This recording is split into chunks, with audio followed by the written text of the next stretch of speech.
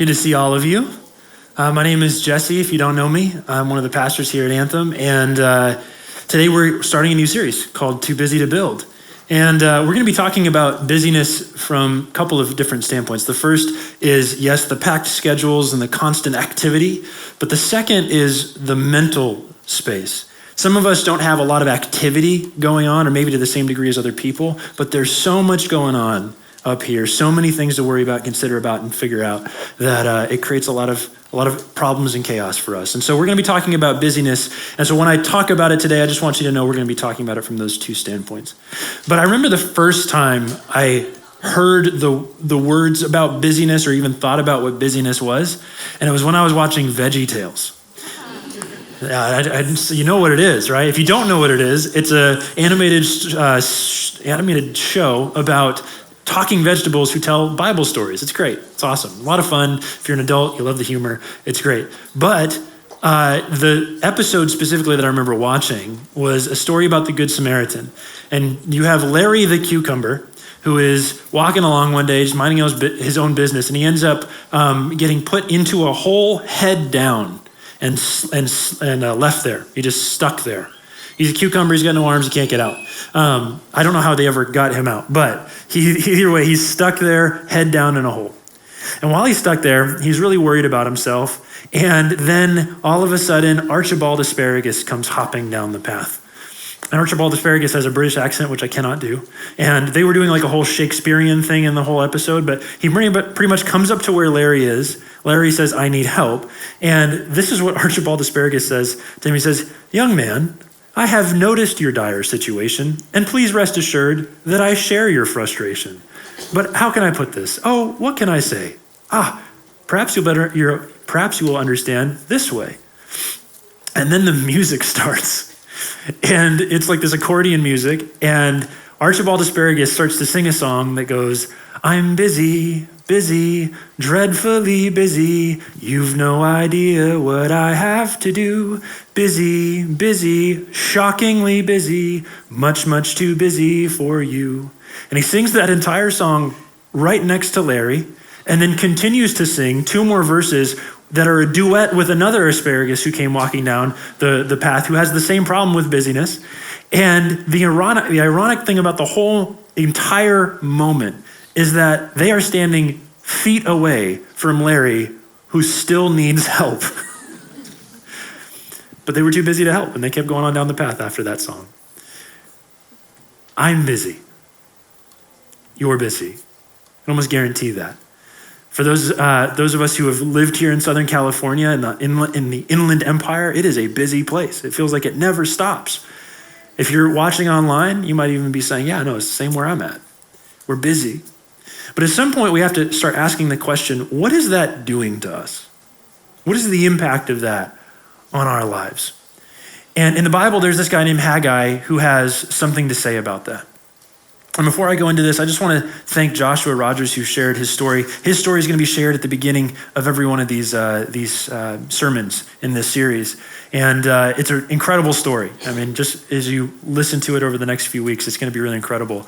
But there's this guy named Haggai who has something to say about this whole busyness thing. Now, Haggai was a prophet, and he was a prophet towards the end point of the Jewish story in the Old Testament. And the book that contains his writing, it's a pretty short book, just a couple of chapters. And I'd be surprised if you have read it or if you remember reading it, if you actually have read it.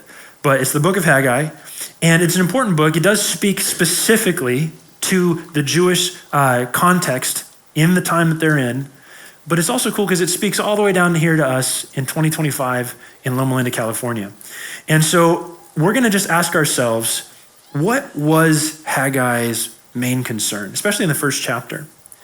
And his main concern could best be expressed this way: consider your ways. In modern language, if we were to take that, it's, what are you pursuing? What have you been pursuing? And second, what is the impact of what you have been pursuing? And so what we're going to do today is we're going to take those two questions. We're going to ask ourselves, what have we been pursuing? And what is the impact of what we have been pursuing? And we're going to talk about how busyness is wrapped up into all of that for most of us. So let's just go through maybe a lead up to the story of Haggai so you can understand how we got here. I want to give you the Spark Notes version. Maybe this is a jogging your memory of the Jewish story, or maybe you're hearing this for the first time. But here's the Spark Notes version. It starts off with this guy named Abraham, who's told by God that he's going to be the father of a great nation, and that his descendants are going to be God's special people, and they're going to be in a special land, and they're going to have a special mission. And here's the mission statement to the whole thing. You ready? They are blessed to be a blessing. That's the mission statement of the entire thing. Blessed to be a blessing. Blessed by God so that they might bless the world. So that's the first thing. And then from there, we find out that centuries after Abraham, God tells his people, hey, I want to live with you. I'm your God, but I want to live among you. And so he asked them to build him a house.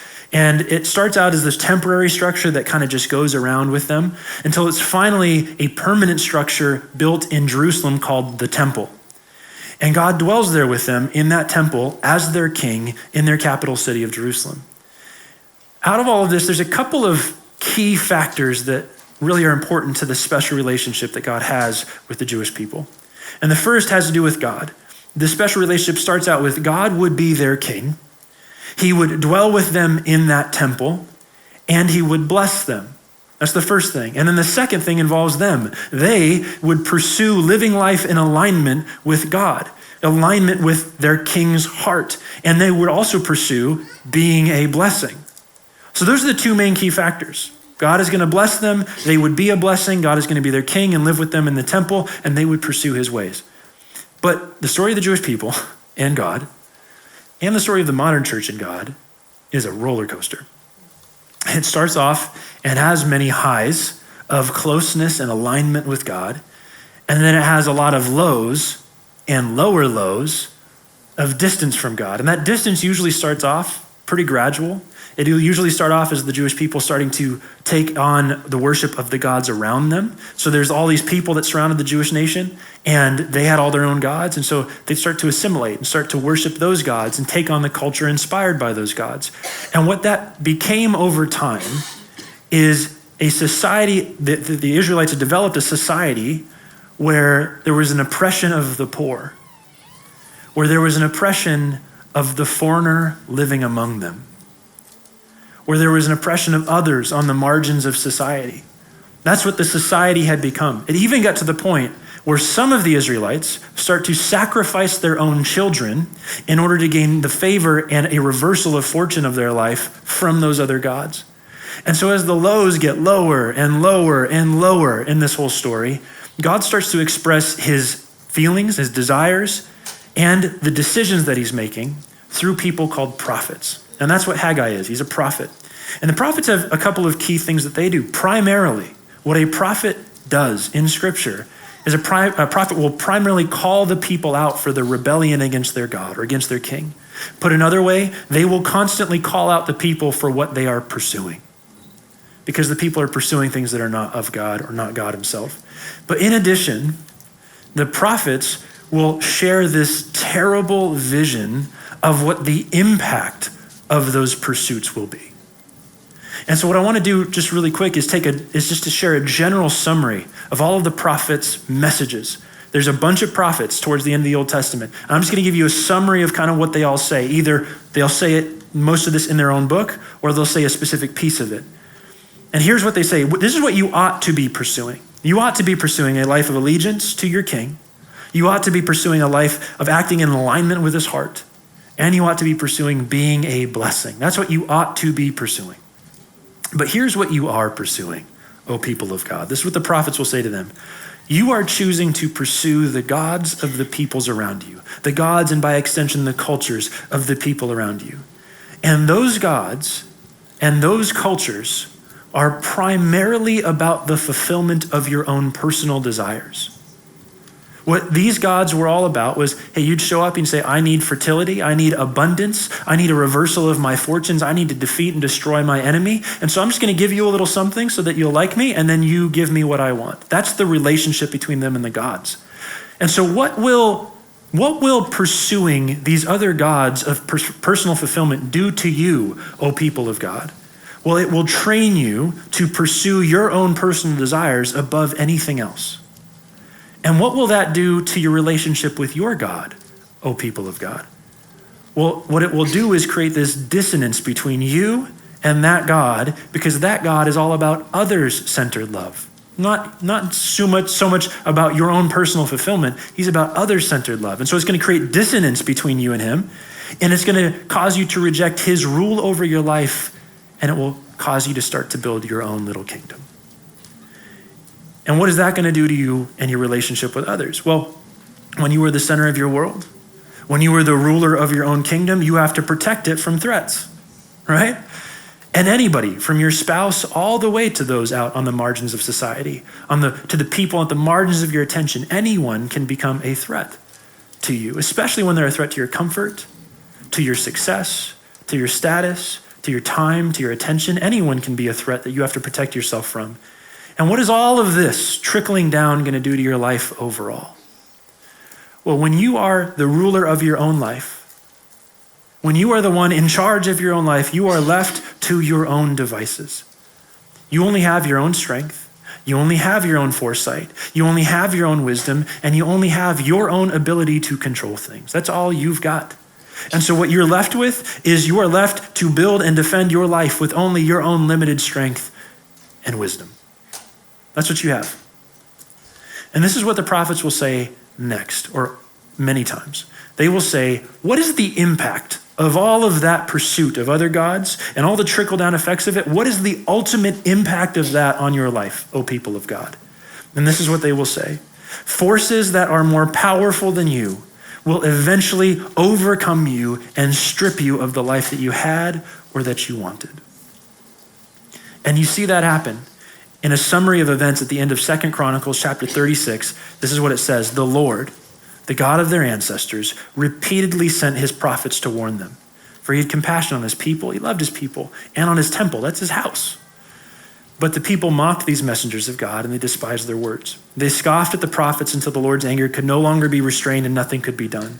So the Lord brought the king of Babylon against them. Babylon was this massive empire that had just sprung up recently to the east of them. And so this massive empire shows up at their gates. The Babylonians kill the Jewish young men, even chasing them into the temple. They had no pity on the people, killing both young men and young women, the old and the infirm. God handed all of them over to the king of Babylon. And the king took home to Babylon all the articles, large and small, used in the temple of God, and the treasures from both the Lord's temple and from the palace of the king and his officials. And then his army burned the temple of God, tore down the walls of Jerusalem, burned all the palaces, and completely destroyed everything of value. And then the few who survived all of this were taken as exiles to Babylon. And they became servants to the king and his son until the kingdom of Persia came to power. So the message spoken by the Lord through the prophet Jeremiah was fulfilled. The land finally enjoyed its Sabbath rest, lying desolate until the 70 years were fulfilled, just as the prophet had said. You have to understand how traumatic this would have been. For those of us in America, this is the White House being invaded and burned down. For those in the Catholic tradition, this is the Vatican being sacked. For those of us, or those who might be in the Muslim tradition, this would be Mecca or the Dome of the Rock being torn down block by block. To bring it locally, just imagine in your mind America at war and enemy armies just marching through Southern California into the Inland Empire. And so you have some coming from Fontana through Rialto, some from Riverside and up, some from Beaumont through Redlands, all converging onto Loma Linda. And wherever you might live in all of that, you're running away from these armies that are burning homes, killing people, taking people captive. As you get closer and closer to Loma Linda, those of us who kind of live in this general area, you might run away to the place that feels the most safe. And that place would likely be the hospital that's just right over there. You start running towards it, just looking for some semblance of safety. They're not going to hurt anybody in a hospital, right? As you're on campus, you just imagine all of a sudden looking up at the hospital and seeing it in flames. Smoke pouring out of the windows. There's so much fire and destruction happening around you that it's blotted out the sun. All of a sudden you look over and the church steeple that's right across the courtyard from us here, it comes crashing to the ground. This is life as you know it, burning to the ground around you. And in all of that, you start to ask, where is our God? Where is God in all of this? Like for the Jewish people, you said you'd be our God. You said you'd live in the temple. And literally the Babylonians chased people into the temple and you weren't there to protect them. Where were you? For those of us who might be from the Adventist tradition and know the history of this place, well, God, you told our Adventist ancestors, forefathers, whatever the term is, to build a university and a hospital here. And now it's being burned to the ground. Where are you, God? And this is what the prophets will answer. This is the summary that the prophets will answer with. It's that he has given you over to pursue your own ways. And this right here is the culmination. This is the impact of what you have pursued. You went after ruling your own little kingdom in your own strength, and now you are being overcome by forces more powerful than you. And now you are living in exile and displacement from the life that you had or wanted, or rather the life that God had for you. That's the reality that they are living in at this point. But here's the thing, the prophets, they had spoken about exile and destruction and all of this stuff. But woven throughout all the messages, just go read them. Like they're fiery, they're painful, they hurt.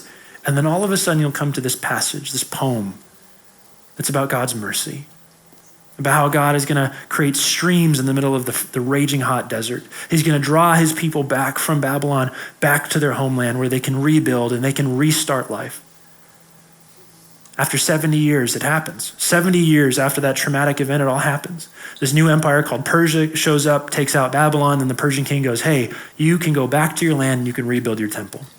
And so they do. Many do. They leave Babylon, they travel for months, and then they finally get to Jerusalem. And just imagine in your own mind going with them and finally cresting a hill and seeing Jerusalem off in the distance and that feeling that you might feel, we're finally here. And then as you get closer and closer, you kind of knew this in your head, but it's a stark reality in front of you now of just the rubble and the ruin that has met you. There's probably some people who have now settled in this kind of general area. They've probably maybe built some houses in the ruins and all that stuff, but you show up and it's primarily ruins. And now if you are in exile, someone who actually was young enough to have been exiled and now you've come back, what you see in front of you is a life that you will have to rebuild. For those who had never known that living in Jerusalem, who had been born in exile, they're coming back and they're looking in front of them to see a life that they now have to build. And so that may be you. You may be in a situation today where you're like, I've got a life to build in front of me. You're on the younger side of life, or maybe you're in a new season of life and you got a whole life in front of you that's like, okay, what am I going to build? I'm excited. I got these plans, I got these hopes, these dreams, all that stuff. Maybe you're somebody who, because of your own choices, because of the choices of someone else, just because this world is so broken, you experienced your life burning down around you like the Jewish people did. And now you're kind of in a season of, okay, what's next? What will I build from here? What's the rebuild look like?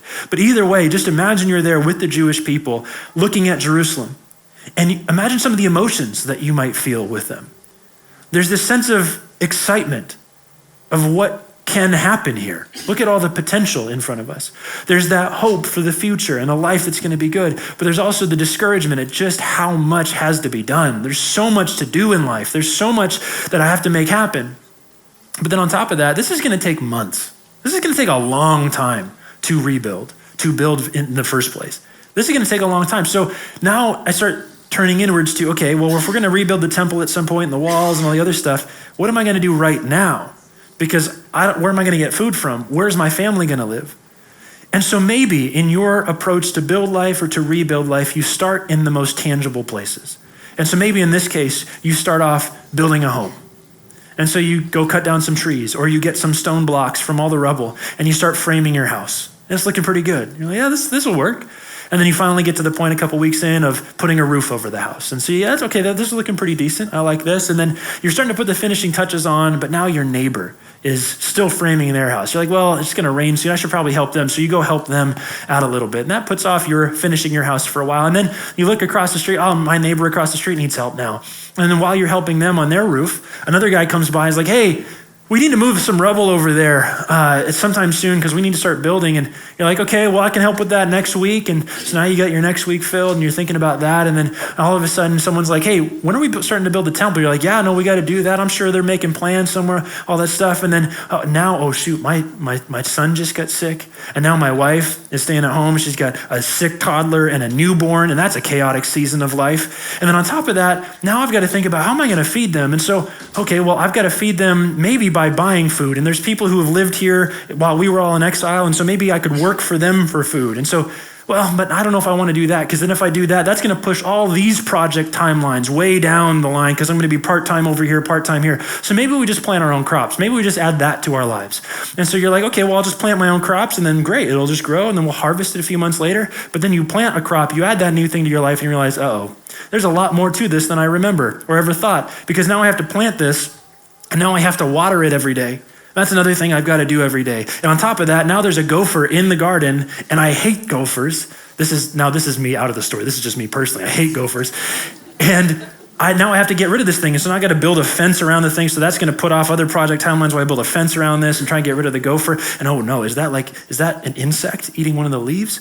Because that's not great because I don't even know how to get rid of those pests. And what if we don't end up having a harvest that ends up being enough? Because that's not going to be enough for the livestock that we have. And then we won't have milk and then we won't have eggs. And on top of that, what happens if we don't have enough place to store it? I'm going to have to add an entire addition to my house just to store the food. And am I putting enough away for retirement?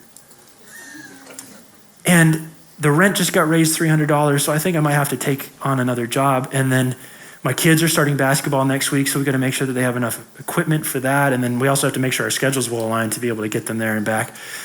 And then my email inbox is full. I've got like 10 to 15 emails in there that I still gotta respond to, and I probably should respond by the end of the day. And there's others I should probably get to as well. And then on top of that, my spouse works nights, and so I'm working I'm doing all the stuff in the day, and then our relationship is kind of strained because we don't see each other as much.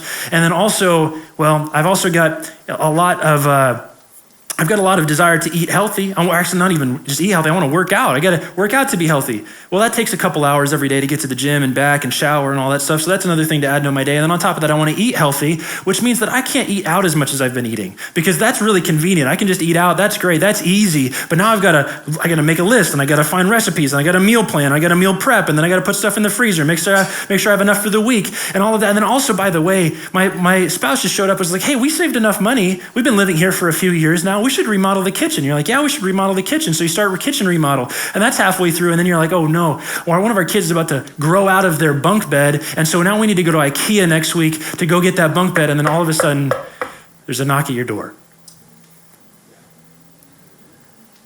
And so you get up, you leave your phone on the couch and you get up and you open the door and it's Haggai. And Haggai goes, hey, God just wanted to ask a question of everybody. And so I'm just kind of making the rounds to everybody and asking the same question. So here's the question that God wanted to ask you. How long, or is it a time for you to live in your paneled house, your modern terms, upgraded house, while my house lies in ruin? And you don't look away from Haggai. You're still looking at Haggai, but just over his shoulder on the horizon is the spot that the temple should be. And it's noticeably absent. And you just feel that burning absence over there. And then you don't look behind you, but you feel the presence over there of that kitchen that's going through a remodel. And you feel the presence of your phone sitting on the couch with its overflowing email inbox and with a calendar that's scheduled for weeks out. And someone's like, hey, we should meet up. And you're looking at your calendar. I don't know how to fit that in.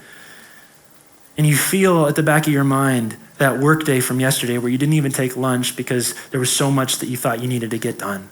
And then you feel just the sheer mental load of everything that you're thinking about, things that need to get done today and what needs to happen tomorrow, and what's everything that needs to happen for the next few weeks.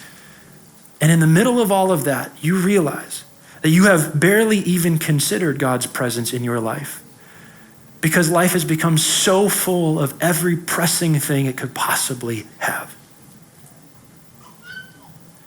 For them in their time, the statement was, the temple has not been built yet. For you and I in our time, maybe it's that the Spirit of God has had little to no place to dwell in our lives because we have filled it to the brim with everything that feels so important. And I want to point out that a lot of those things really are important. Like everything that I was laying out in that hopefully anxiety-inducing spiel I just did, but everything that has to get done in life, so much of it is important. But maybe that there has been no room for the Spirit of God to dwell in us because of how much we have going on in our life. And then Haggai will say, this is what the Lord wants to say to you. He's saying, consider your ways. Consider your ways. And if you're listening to that in the Hebrew, you would understand the connotation. It's look back at the pathway you've been on and how you got here. And then look forward at where this pathway is taking you. Consider your pathways, consider your ways. And then Haggai will kind of go and he'll be like, I'll tell you a little bit of where I've seen the path taking you. You have sown much and you have harvested little. You eat, but you never have enough. You drink, but you never have your fill. You clothe yourselves, but no one is warm. And he who earns wages does so to put them into a bag with holes. And you start to recognize as he's speaking, coming up from the depths of your heart is this reality that you've been pushing down and down and down with all of the activity and the busyness and the crowded mind. And that is that you have been going and going and going and going, but to diminishing returns. Those highs that you get from busyness, that excitement, that feeling of purpose, I'm important, I'm needed in the world, all of that, yeah, those highs are getting less and less and less. You consume and you consume and you consume. You eat, but you never have your fill. You consume and you consume and you consume. You consume content and strategies for self-improvement and food and mindless reels and experiences, but it never gets to the point where the desire is actually satiated. And then you clothe yourself. You put on clothes. Maybe it's material things like I love going shopping. I want to make sure that I have the latest thing. Or maybe it's just the markers of wealth, like what Joshua was talking about, things that you feel like you got to fill your life with. But then it's the whole thing. You get a boat and you're like, cool, I have a boat now. And then I got to find a place to put the boat. And then I have to figure out what taxes I have to pay on the boat. And then also the fees, all this stuff. You add one thing to your life and there's more to do. And on top of that, you may clothe yourself with a persona, a social media persona. You may clothe yourself with the persona of being dependable or a hard worker or a busy parent. And no matter what you put on, it just feels like you brought too light of a jacket in the middle of winter. It's never quite warm enough. It never quite satisfies. And whatever you gain, whether it's status or notoriety, maybe it's money or security, it all feels like it's disappearing through a bag or through a bank account or through hands that are full of holes, slipping through your fingers. Consider your ways, is what God is saying through Haggai. It's those two important questions from the beginning. What are you pursuing? And what is the impact that it is having on your life? Have you, in pursuing what has felt like good things and important things and pressing things, found yourself living a busy, a filled, a chaotic life with diminishing returns, with little satisfaction, and with the power of God noticeably absent from it? It might be that in all of the busyness, God has had little or no space to dwell. And listen, I've heard those same sentiments expressed in a way that caused shame. I mean, so much of it was in the tone. What I felt like people were saying when I heard it was people saying like, yeah, why don't you just get it together? Like, God is the most important thing. That's the thing you ought to be doing. You ought to be spending a thoughtful hour every morning with Jesus. You ought to be doing all of this stuff. God is the most important thing. You should be prioritizing that. Duh. You kind of get that tone. And one thing that I had to start to figure out, and I hope that many of you in this room with me hear this too, is that God is not the people who say it that way.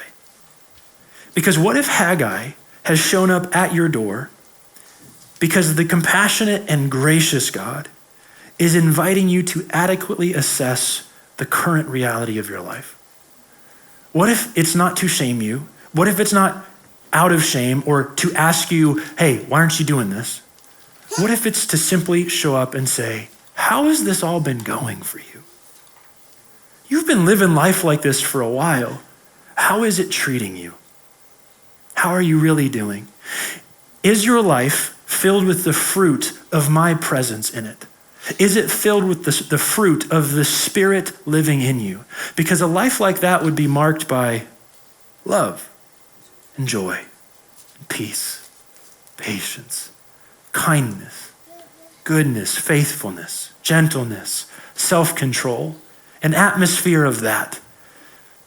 Or has it been filled with the fruits of busyness? Because those will often manifest themselves as irritability and anxiety and exhaustion. It'll often manifest itself as reactivity to every little thing, impatience, restlessness, gotta go, unfulfillment, distraction. Instead of self-control, you end up just trying to cope the whole time with your life with all these things that are pressing in on you. Those are the fruits of busyness. And as all of this is swimming around in your head, as you're talking with Haggai, Haggai then says, this is what God has to say to you. Consider your ways. And whenever a writer in scripture repeats something almost verbatim, just want you to know that's what we call important. Pay attention because they're trying to make a point. But this is what's cool, is he breaks the cycle. He said, consider your ways. And then he said, this is all the stuff that's happened, all the ways you're not being fulfilled. But then he says, consider your ways. And then he's going to take you on a different path. He's going to say this, would you go up to the hills and bring wood and build my house, that I may take pleasure in it and that I may be glorified, says the Lord. And you realize, as Haggai says that to you, that God might be simply asking, that God might be asking something very simple of you. Not easy. You're supposed to go cut down wood, drag it to someplace, and then build a building. That's not easy. But it is very simple in its goal. And it's this. Would you stop your chaotic, exhausting, elusive pursuit of your own kingdom? And would you build a place for me to dwell with you and be your king?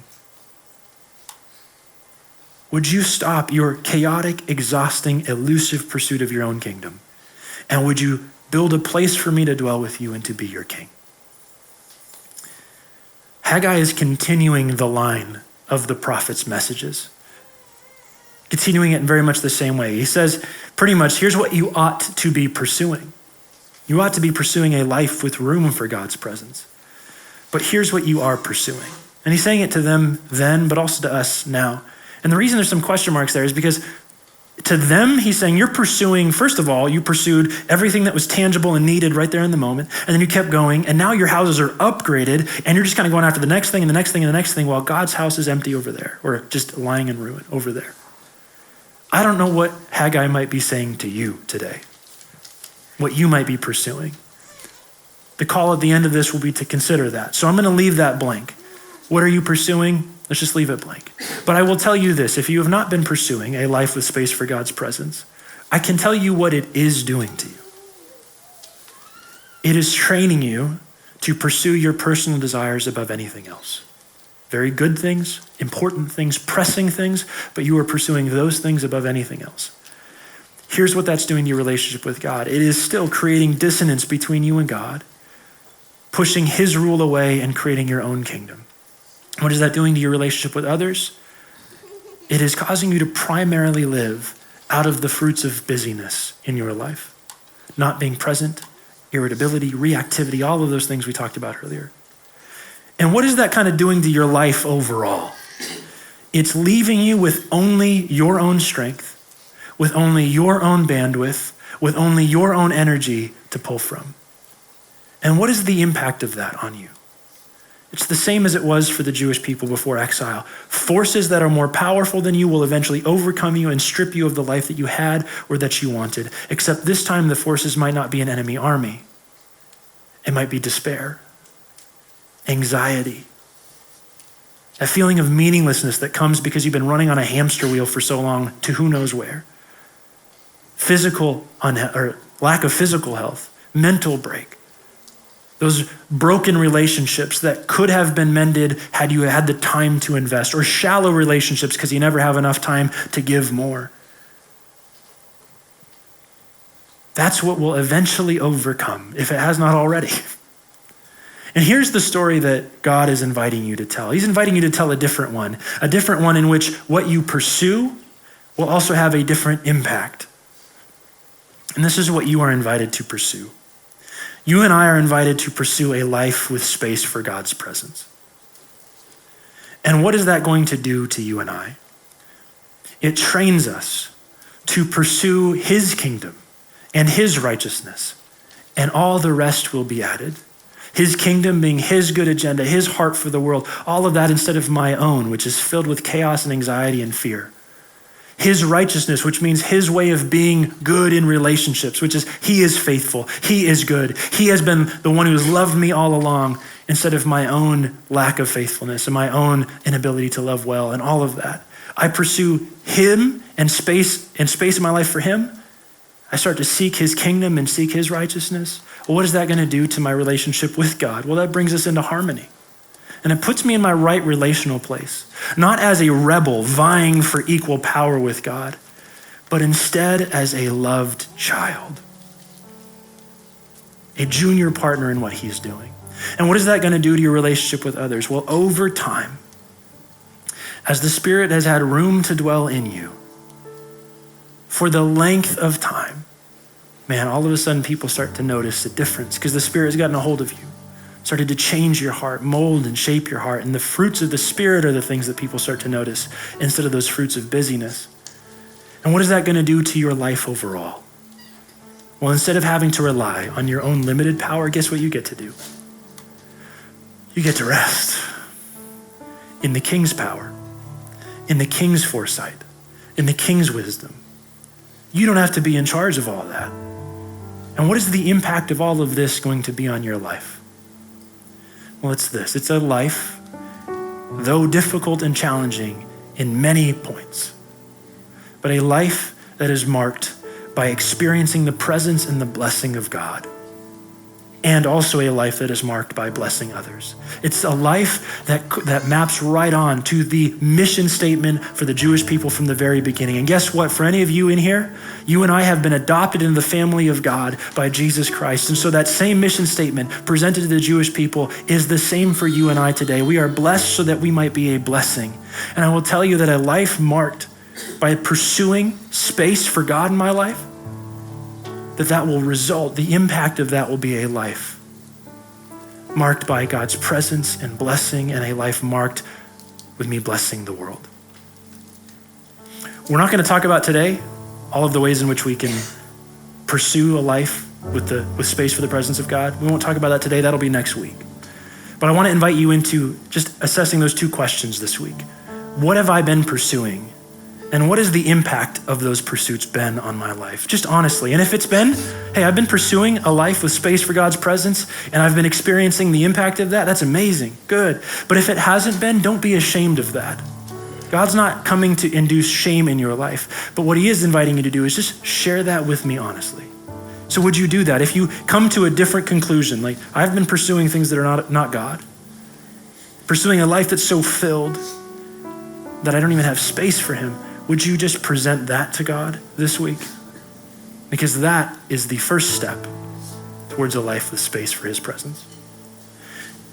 You are invited to pursue a life with space for God, the impact of which is a life marked by experiencing the presence and blessing of God, and a life marked by blessing others. Let's pray. Father, I thank you that you care about all of this. That in the middle of the chaos and the busyness, the modern world that we live in, you have invited us into a simple but abundant life.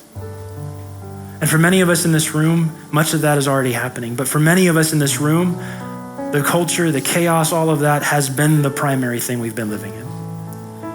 And so whatever it is that you're inviting us into, Lord, I just pray that we could show up and honestly share with you. This is what I've been pursuing, and I lay that before you. I surrender that, I give that up. And I pray that you would meet us in those moments, and that you would draw us ever closer to that place where you have a home in our heart. We love you in your name. Amen.